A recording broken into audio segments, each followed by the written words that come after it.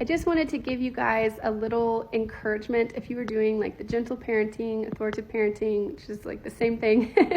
I'm in the toddler phase of that, and it's very hard during the tantrum phase, and it takes a lot more effort to do it that way. But I'm starting to see these extremely huge results with my daughter, and I had a moment yesterday that I just wanted to share with you guys because it is worth it, I promise. So my daughter has had, her ear was hurting the other day, and she had no other symptoms whatsoever, but she has had ear infection in the past. She had one a few months ago, and she has really bad allergies. So I kind of thought that might be what was going on. Wanted to take her to the doctor. We couldn't get in until after school, so I told her. She kind of was like upset about it, and I said, don't worry about it. Go to school, have fun. We'll do this later. So we get home, or get her after school. We take her in. Again, she had no fever, no other symptoms. She just said her ear was uncomfortable, so I didn't send her to school sick. But I tell her we're going to the doctor. She freaks out, completely freaks out, and my first reaction was to say, honey, you are fine.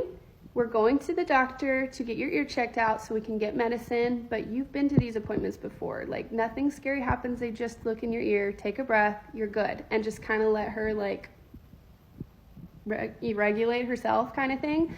And then the phrase that I cannot put away, goes in my brain all the time. If you dismiss their emotions now, and you teach them that you are not a safe place for their emotions or their feelings, what do you think they're going to do as a teenager?